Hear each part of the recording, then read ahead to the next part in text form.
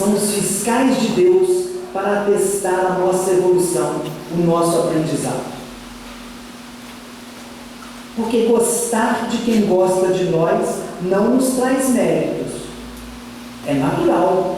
Uma pessoa boa comigo, nossa, mas eu adoro ele. Você não faz mais do que obrigação.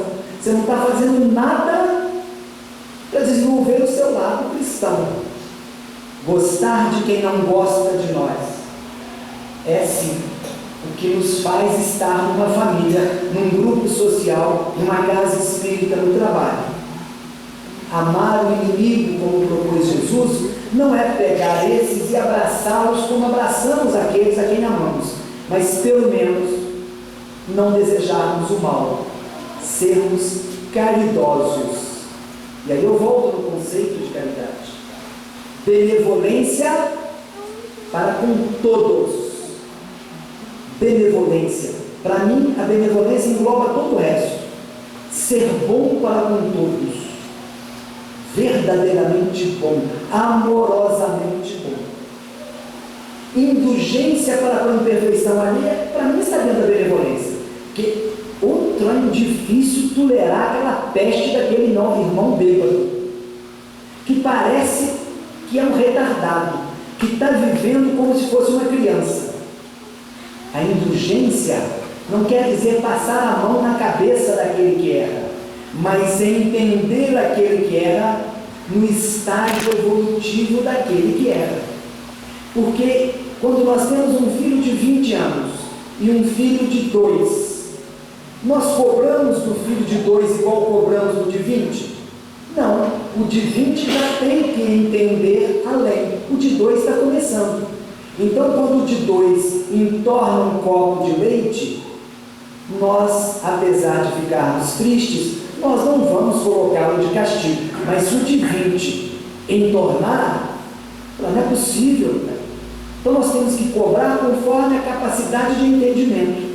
E aquele irmão, quando eu digo irmão, pode ser um irmão consanguíneo, mas o irmão, filho de Deus, somos todos criados simples e sem conhecimentos por Deus, e colocados em estágio evolutivo, nós avançamos mais do que outros avançam mais do que nós, outros foram criados antes de nós, e às vezes já estão muito à frente, outros foram criados muito depois de nós, talvez eu esteja na minha 50ª encarnação, ou na minha 1000ª encarnação, e o meu irmão alcoólatra está na 100ª. Ele ainda é um espírito mais próximo do mundo primitivo do que o mundo de provas e expiações. E talvez você seja mais próximo de um mundo de regeneração, mas se fosse, já estava compreendendo mais o irmão. A indulgência é a gente entender que nós somos criados pelo mesmo Pai, mas em épocas talvez diferentes e com experiências diferentes. Nós não podemos julgar o outro, nós podemos julgar a nós, porque somos herdeiros de nós mesmos. Não é porque é o mesmo pai que todos os filhos têm que ser iguais. Todos concordam comigo que numa mesma família, os irmãos não são iguais. 5 dedos da minha mão são diferentes. 5 filhos do mesmo pai são diferentes. É aquele que o pai abusou na outra encarnação, por isso que ele é cara fechada e não quer conversar com o pai. É aquele que o pai foi muito amigo e que tem uma afeição e os dois estão juntos. É aquele outro que às vezes não é nem isso nem aquilo, mas é tão bom, aquele espírito sereno que veio trazer uma luz naquela relação complicada que nós temos com o pai, com a mãe, com o irmão, com o tio, com o primo, com a esposa, com o esposo. E o perdão, que é outra coisa muito fácil de falar. Há umas semanas uma mulher virou para mim, depois de eu ter feito uma palestra espírita durante uma audiência, tentando fazer com que ela perdoasse o marido que tinha 3 namoradas, um filho com uma delas. Perdoa, eu expliquei, fiz uma palestra uns 10 minutos, eu não posso ter um microfone que eu não paro. Se não tivesse microfone, lá na sala de audiência, eu sou o juiz, eu falo. Aí ela virou assim, só tem razão, eu perdoo sim, mas eu quero que ele vá para os quintos dos infernos. E aí é muito tranquilo. Esse perdão verbal, oral, mas como é que o senhor quer que eu perdoe esse desgraçado que não pôs chifre, só quer que eu vou lá e abraço ele, porque às vezes eu achava que ela perdoa, folga para ele, dorme com ele. Aí hoje eu entendi que o Espiritismo me ensinou, que Jesus ensinou, que o perdão não quer dizer conviver com aquele que nos ofende, da mesma forma como nós convivemos com aquele que nos ajuda sempre. Mas o perdão é não desejar o mal. Se a gente conseguir não desejar o mal, a gente já está mostrando o perdão. Ainda numa faceta inferior ao que deveria ser, mas muito além daquilo que nós conseguimos ser. Porque normalmente a gente até fala, eu perdoo, eu não vou me vingar, mas Deus me vinga. No primeiro poste, esse desgraçado enfia o carro. Aí é muito fácil a gente falar, só que isso traz o peso para as nossas costas. Ou melhor, não tira o peso das nossas costas. Porque toda vez que eu vejo aquela peste que me pôs chifre, ou aquele que me deu cano, ou aquele que me caluniou, se tivesse um medidor de energia, ia ver aquele trem tudo escuro, aquela fumaça aparecendo de carro com motor estragado. E se eu, ao contrário desse sentimento, tivesse um sentimento de perdão efetivamente, iria ver uma fumacinha azulada, linda. Eu sempre conto que essa questão do perdão ou não perdão é aquela história de você pegar um sprayzinho cheio de uma substância estragada, vencida, e pegar e falar assim, eu não gosto do Marcão, vou jogar nele esse spray horrível. Nem chega no Marcão, por vários motivos. Ele tem uma proteção, mas também às vezes a minha força de espargir esse coisa é tão fraca que nem chega nele. Mas em mim, ó, dá mais uma dentinha ali, ó, eu vou sentir aquele cheiro horrível. Agora, se eu pego também um vidrinho de um perfume chique, francês, dizem que é bom, e vai, Marcão, não estou sentindo nada, mas eu vou estar sentindo aquele perfume gostoso. Ou seja, quando eu emito uma energia negativa para aquele ao qual eu não perdoei, o principal ofendido sou eu, que fico próximo a uma energia negativa que não me deixa sair do lugar. Não é possível, nada na minha vida dar certo. Que mal eu fiz a Deus, eu tampei pedra na igreja? Tem uns negócios desses. Ao passo que quando você tem amor, quando você tem realmente esse sentimento gostoso da caridade, tudo dá certo. Eu ouvi uma coisa ontem numa música, que eu até escrevi. Quem tem verdadeiramente o amor não tem problemas. Não é que as coisas não aconteçam com quem tem verdadeiramente amor, mas a maneira como ele recebe e reage faz com que ele não tenha problemas. E aí eu volto a ser. Ele diz: pena que só damos valor a estas maravilhosas palavras depois da desencarnação. Porque então, enquanto estamos aqui na Terra, nós estamos muito preocupados com a matéria, com o ter. E aí a caridade para nós, em função dessa materialidade, materialismo da nossa vida, nós fazemos caridade dando o que temos. Mas a caridade moral, nós damos o que somos. Enquanto nós damos roupa, cesta básica, nós estamos dando aquilo que temos. Mas quando damos ternura, paciência, tolerância, indulgência, nós estamos dando o que verdadeiramente nós somos. Porque até podemos querer mostrar como tolerantes, mas é só uma vez, é só duas. Na terceira a gente estoura, porque nós voltamos a ser quem somos, ao contrário daquilo que nós estamos tentando mostrar. Terminando, que a gente está praticamente na hora, fim. Eu me reporto para buscar em vocês o estudo. Eu sei que muitos estudam muito mais do que eu gostaria muito de estudar mais, mas lembrar que no capítulo 13, no capítulo 16 e no capítulo 26 do Evangelho segundo o Espiritismo, nós temos todos os ensinamentos sobre caridade, sobre como fazer caridade. Os Espíritos nos ensinam que através dos nossos sentimentos, dos nossos pensamentos, das nossas palavras e das nossas atitudes, nós podemos ser caridosos. O que mostra que não precisa ter dinheiro para ser caridoso, não precisa da cesta básica, ela é uma consequência da caridade moral. Porque eu posso, apesar de não gostar de um parente, ter um sentimento de indulgência para com ele. Eu posso, ao lembrar daquele parente, ou daquele colega de trabalho, ou daquele desconhecido que me fez mal, ter um sentimento de tolerância para com ele, de indulgência. Eu posso mais ainda ser caridoso nessa realidade que nós vivemos, falando coisas boas. As nossas palavras têm força, elas constroem ou elas destroem. Através da palavra, guerras foram deflagradas, e através das palavras, a paz já foi selada. Olha que papa maravilhoso que nós temos, que está unindo as religiões.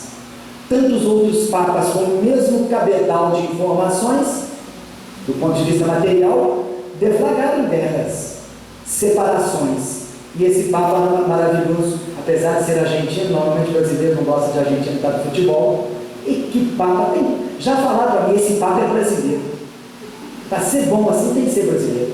Olha só que capacidade que nós temos de humildade, né? Se for argentino não presta, brasileiro, esse papa é brasileiro, está transformado. Mas também se faz caridade através da oração. Diz lá, um dos incisos de um dos capítulos: fora da caridade não há salvação. Se faz a caridade de diversas formas, orando para aqueles que nós gostamos, orando para aqueles que nos fazem mal. Quando oramos para aquele que nos faz mal, nós conseguimos no mínimo uns 3 ou 4 aliados. O anjo da guarda daquele inimigo fala: nossa, eu consegui alguém para me ajudar com essa peste que eu estou aqui de anjo da guarda, porque só faz besteira. E olha que fez besteira contra esse, ele está orando por ele, está me ajudando. Olha só, o anjo da guarda do cara passa a ser meio anjo da guarda da gente.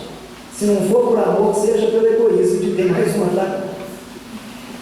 Mas olha só, a mãe desse espírito que está encarnado, que nos faz mal, ela vive doida. Todas as notícias: nossa mãe, a mãe está lá querendo ajudar aquele filho que está com a cabeça ruim aqui na terra.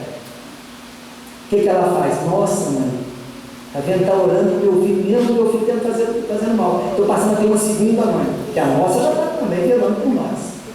E os amigos dele, aqueles que gostam dele também. Então, nós estaremos sempre, e é por isso que o nosso caminho fica tranquilo. Paulo de Tarso já falou: a fé, a caridade, a esperança. A fé e a caridade e a esperança. A fé e a esperança são muito boas, mas a caridade é a mais excelente de todas as virtudes. A fé nos põe a caminho nessa estrada da evolução. A esperança nos faz levantar a cada queda que nós temos moralmente falando, mas é a caridade que ilumina o nosso caminho, a nossa estrada. Fica fácil, fica leve, a gente vê com mais tranquilidade. E aí basta lembrar desse Antônio Carlos, ou desse AC, que foi muito bom para a família, para o comércio, para o negócio dele. Mas o que ele fez além disso? E aí fica a pergunta: o que nós temos feito além de assistir palestras, além de fazer palestra, que fica muito fácil falar daí, mas eu fico aí também, mas eu estou aqui. O que eu tenho feito além de fazer palestra, de ir à casa espírita? O que eu tenho feito além de dar 20 ou 50 reais ou 100 para ajudar na cesta básica? O que eu tenho feito com a minha família? O que eu tenho feito para harmonizar aquele grupo de espíritos que se reuniu sobre o mesmo sangue, ou o mesmo laço civil com os casamentos, com as adoções. O que eu tenho feito? Eu não me misturo porque ele bebe. Eu não me misturo porque ele usa droga. Eu não me misturo com esse vagabundo que diz que é meu pai, mas abandonou a mãe e nós, filhos, quando era pequeno. E agora, que morra lá no asilo. Ou que passe fome. Posso até mandar uma cesta básica, mas não quero olhar para essa peste. Tem uma história que foi contada no caso do Divaldo, o ano passado, que eu fui lá em Salvador, que o filho médico descobriu que o pai estava no asilo e fazia tudo para o pai. Pagava, dava tudo, mas não queria conversar com o pai. E a psicóloga então conversou com ele e falou: olha, ele sente muito a sua falta. Ele chora muito quando fala dos filhos que ele abandonou. Por que você não dá atenção? E aí ele contou que o filho, que o pai abandonou por outra mulher, deixou os filhos tudo pequeno, ele era o mais velho, e que ele teve que trabalhar muito, com muito custo, estudou para ser médico, com muito sacrifício. Por isso que ele dava valor a tudo, cuidava bem dos filhos de todo mundo, porque ele sabia o que o pai fez ele passar. Que ele teve quase que parar de estudar para ajudar a mãe a criar os 5 ou 6 irmãos. E aí esse homem que não era espírita e essa mulher psicóloga que era espírita acabou levando esse moço a uma casa espírita, conversa e tal, e ele então passou a amar o pai, tirou o pai do asilo e ficou com o pai, porque ele descobriu através da espiritualidade que aquilo fazia parte do ciclo reencarnatório dele, que já tinha tido muitas dívidas com o pai, mas principalmente que ele precisava se soltar das amarras do pai para ele ser alguém, porque se ele ficasse lá com o pai, ele tinha tudo para ser igual a encarnações passadas, um sem vergonha que não queria nada com o espírito. Mas ao se ver sem o pai, ele sentiu que ele, mais velho, tinha que tomar as rédeas e ajudou a família, mas viu que com aquele trabalho simples ele não conseguiria cuidar bem de todos, e então ele resolveu estudar e virou médico. E que a espiritualidade diz que talvez com o pai dentro de casa, com as confusões que tinha, ele tinha tudo para não ter estudado. Então nós não sabemos por que estamos aqui, para quê, mas uma coisa é certa: ao invés de nos colocarmos como vítimas quando os problemas baterem a nossa porta e perguntarmos por que isso comigo, nós podemos perguntar seguramente, saindo do lugar de vítima, para ser realmente um verdadeiro cristão, e perguntar: para que isso comigo? O porquê isso comigo me faz sentir vítima. O para que me traz responsabilidade. Para que eu estou passando por isso? O que Deus espera de mim com isso que está me acontecendo? Qual a reação que Ele espera de mim? O que Jesus faria se estivesse no meu lugar? Então a caridade é a luz divina na nossa vida. É fazer o amar a Deus sobre todas as coisas e o próximo como nós mesmos, verdadeira atitude cristã, porque há 2000 anos Jesus nos ensinou e espera que a gente faça algo, e muitas das vezes temos aprendido e nos habituado a virar vítimas. Por que isso comigo?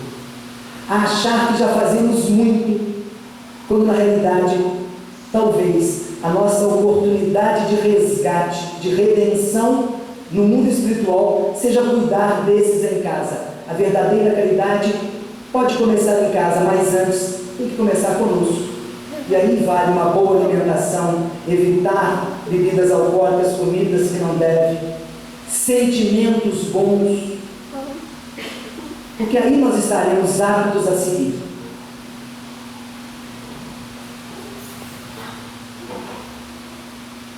E eu termino lendo Tiago 2, 17, 18. Tu tens a fé e eu tenho as obras. Mostre-me a tua fé sem obras, e eu te mostro a minha fé pelas minhas obras. Foi o que Jesus falou. Tu tens a fé, mas eu tenho as obras. Mostre-me a tua fé sem obras, e eu te mostro a minha fé pelas minhas obras. Seremos cristãos não por nos intitularmos cristãos, seremos cristãos por fazermos aquilo que Jesus nos ensinou. Reconhecereis os meus discípulos por muito se amarem. É o que Jesus deixou para nós. É vir à casa espírita, é importante. É como ir ao médico, é importante. Mas seguir a receita que o médico dá. Vir à casa espírita é ir ao médico, Jesus. Mas sair daqui e usar a receita que o médico Jesus nos traz através das palestras, dos livros, das leituras. Porque senão não adianta ir ao médico, se nós não seguirmos os preceitos que ele nos traz.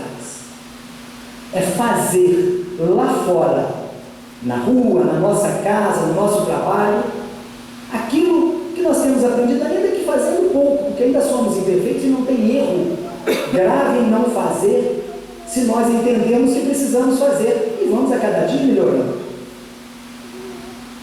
As histórias trazem verdades para a nossa vida. Eu quero passar um videozinho já em 2 minutos, viu, Marco?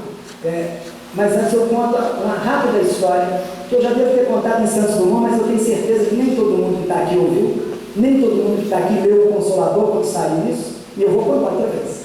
A Simone já sabe todas as minhas palestras de cor salteado, porque vai em todas. Não tem mais dúvida, mas é bom que a gente repita. Numa casa espírita do interior, um palestrante erudito capaz ia 2 ou 3 vezes por ano. Lá chegando, na mesma casa, num banquinho lá nos fundos, ele via sempre, no mesmo banquinho, um velhinho, que às vezes parecia até cochilar durante as palestras. Nada falava, não tinha nenhuma atitude, mas aquele velhinho não saía dali enquanto não terminava a palestra. 1 ano, 2 anos, 10 anos, aquele velhinho cada vez mais velhinho, o palestrante cada vez mais erudito, até que um dia um palestrante estranhou que naquela cadeira não estava mais o velhinho. E mais uma segunda vez que ele voltou sem o velhinho naquela cadeira, ele acabou esquecendo do velhinho. Deve ter morrido. O tempo passou. 10 anos depois, o palestrante morreu. Ou desencarnou. Um bom espírito não falando. Desencarnou e com as suas dificuldades que nós temos todos, foi para o mundo espiritual, acolhido numa colônia espiritual, e lá, durante semanas, meses, anos, a história não conta, ele ficou em tratamento. Um dia, já um pouco mais refeito daquelas suas mazelas morais, que tinham realmente reflexos físicos na cabeça dele, ele conseguiu autorização e saiu pelos jardins daquela colônia, amparado por um enfermeiro, e viu ao longe, próximo ao lago, uma multidão de espíritos como ele, também pacientes daquela colônia espiritual, e ao lado deles, falando, alguém, de onde saía uma luz bonita, que a todos encantava. Ele então foi caminhando até lá, e quando estava a 10 passos, ele imediatamente se assustou. Não é possível. É aquele velhinho que sentava no fundo, presunçoso como era, aquele palestrante erudito quis tirar satisfação com o velhinho. Afinal de contas, por que ele, palestrante famoso, estava tão acabrunhado, enquanto que aquele velhinho tinha uma luz divina e todos ouviam com atenção? Ele então foi em direção ao velhinho, mas o velhinho, ao vê-lo, não deixou que ele caminhasse, chegou perto dele e ajoelhou e disse: que bom que eu vejo o Senhor novamente. Há tanto tempo quero lhe agradecer. Eu morri, desencarnei, e estou muito bem, e devo tudo ao Senhor, porque tudo que o Senhor ensinava lá na frente, eu ficava doido para a palestra terminar, para eu sair para fazer lá fora. Tudo que o Senhor ensinava eu fazia. É por isso que dizem que eu estou muito bem. Eu devo tudo ao Senhor. Que isso sirva para nós. Tudo que a gente estudar nos livros, tudo que a gente ouvir, aprender, que venha de uma fonte segura como o Espiritismo, coloquemos em prática dentro das nossas peculiaridades, porque é assim que a gente vai evoluir. Fora da caridade não há salvação, fora da prática do amor nós não vamos evoluir. Temos que ser espíritas o tempo inteiro, temos que ser cristãos o tempo inteiro. Fica à vontade para colocar. Temos que procurar colocar em prática os aprendizados o tempo inteiro. cumprimento. Eu achei que você foi maravilhoso. Sim, olha, eu acho que eu gaguejei, não vejo. Aquela bichinha tá morrendo de inveja que você estava falando, e aí eu estava lá, não estava nem falando. Tem uma hora que eu achei que eu estava falando muito tempo. Ah, não, era só o que faltava agora.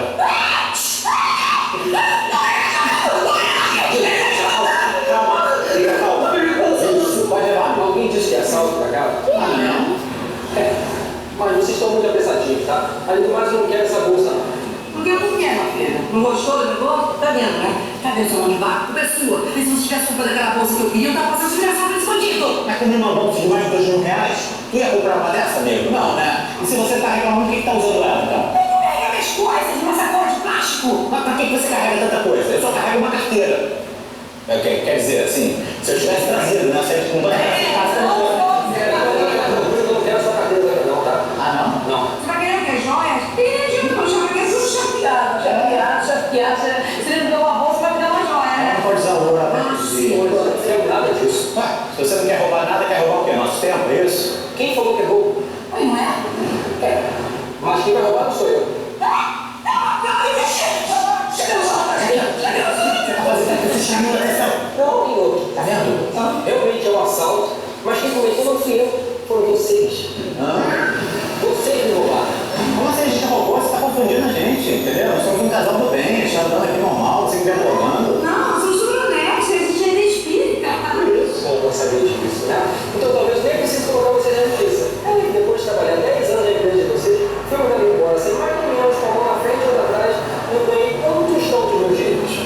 Funcionário! Oh, meu querido, tu achou que eu não ia te reconhecer? Reconheceu? Não, porque meu óculos, entendeu? Aumentou e eu não tinha dinheiro pra trocar meu óculos. Tá, eu dos meus direitos.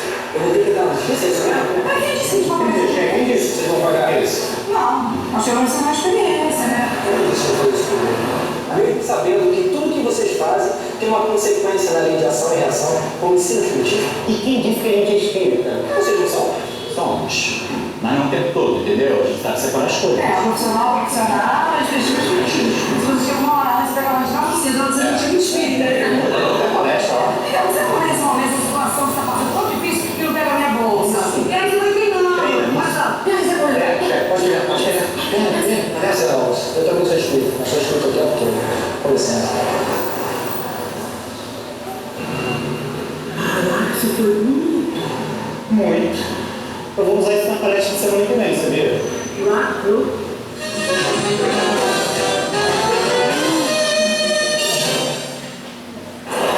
Eu acho que ele estava certo.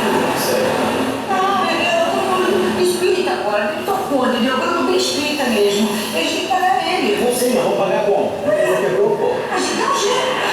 Eu tenho uma ideia. Qual? Vamos pagar ele com passe. Que isso? Que ideia é essa? Sai, parou, chega.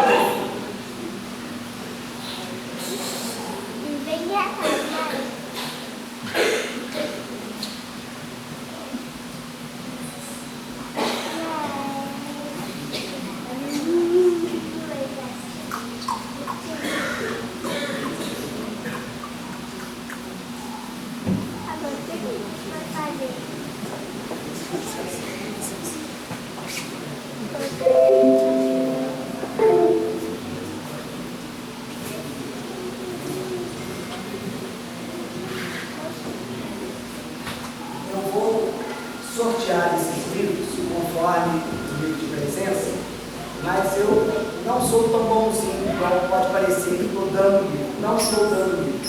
Eu estou emprestando livro. Mas eu não quero de volta.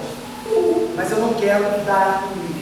Eu quero deixar com alguém que vai lê-lo um mês, 2, 3, o que for necessário, e depois vai passar para outro. Isso lá em Petrópolis, no evento que eu participei, chamado de Dia da Libertação do Livro Espírita. Tirar o livro espírita das nossas estantes, onde eles talvez nunca sejam lidos, e dar para quem pode ler. Não precisa ser para alguém da casa, pode ser para qualquer lugar, pode ser espírita ou não. Mas dentro da casa ou fora da casa, assim que lerem, passe para outro, e aí o livro vai girando. Eu acredito que seja muito bom. Então eu tenho 1, 2, 3, 4, 5, 6 livros, e aí 71. Até 71. Até 71. Então, 18. 18.